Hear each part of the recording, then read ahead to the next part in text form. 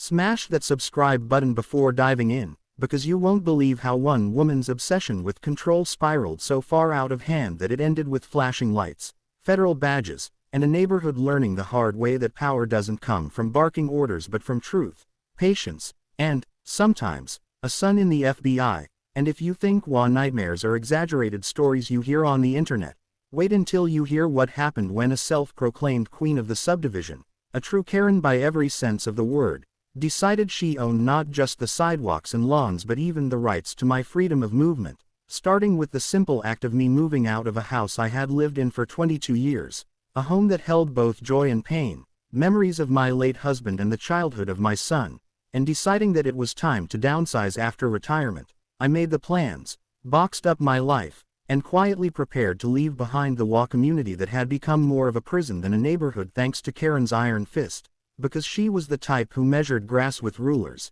issued fines if your trash bins lingered 5 minutes past pickup, and circulated passive-aggressive newsletters about community standards, which really meant Karen's standards, but I had no idea that announcing my decision to move, or rather, not announcing it to her, would ignite a war that would drag in police officers, cause public humiliation, and reveal just how fragile her power really was when faced with actual authority. So here's how it went down.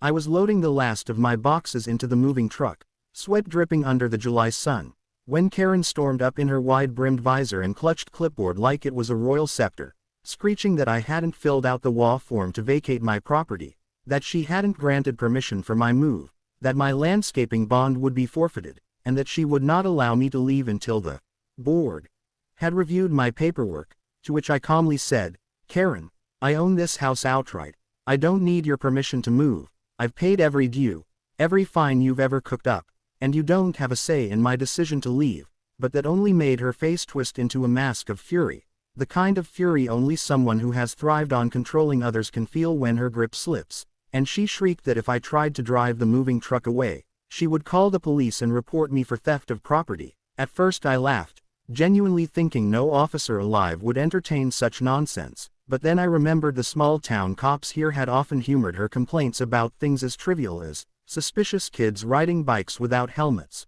or neighbors using the wrong shade of beige paint, so I wasn't as confident as I sounded. Still I shrugged her off and kept packing, only to hear minutes later the wail of sirens and C2 patrol cars pulling into my driveway as Karen stood there smirking, phone in hand like she had just summoned her army, and my heart pounded with disbelief, because surely these officers wouldn't waste taxpayer resources on this madness. But then they approached, asked me to step aside, and said they had received a report of an unauthorized move out, and yes, they actually used those words, which nearly made me choke on my own laughter. And when I explained that I was the homeowner, title holder, taxpayer, and that moving was not a crime, Karen butted in, waving WA bylaws and declaring I was in breach of contract, which to her meant criminal behavior, and she demanded they arrest me for violating community covenants. The officers looked torn, clearly embarrassed to even be present, but Karen was relentless, threatening to file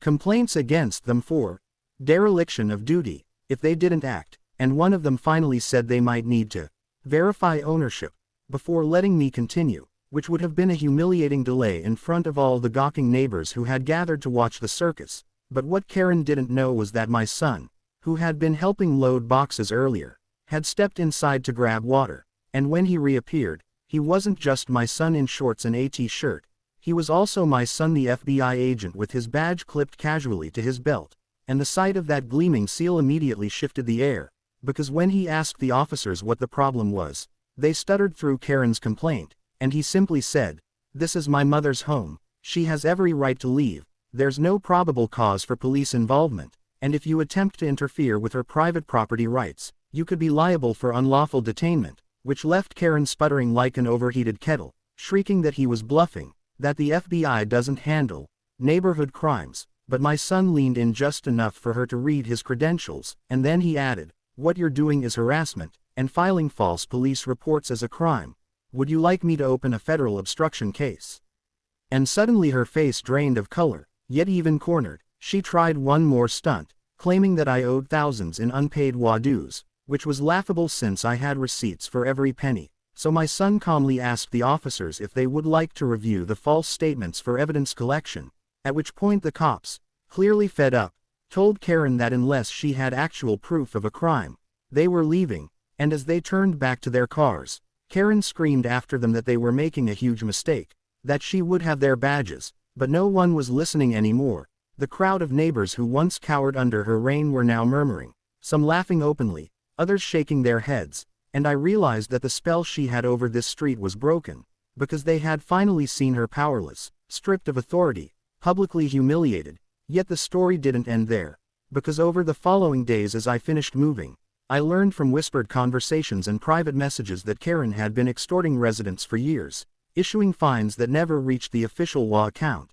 pocketing money for violations that never existed, even threatening elderly neighbors with foreclosure unless they complied. And when I relayed this to my son, he didn't just shrug it off. He opened an investigation, quietly collecting statements, financial records, and eventually involving federal fraud units. And months later, long after I had settled into my new condo, I got the call.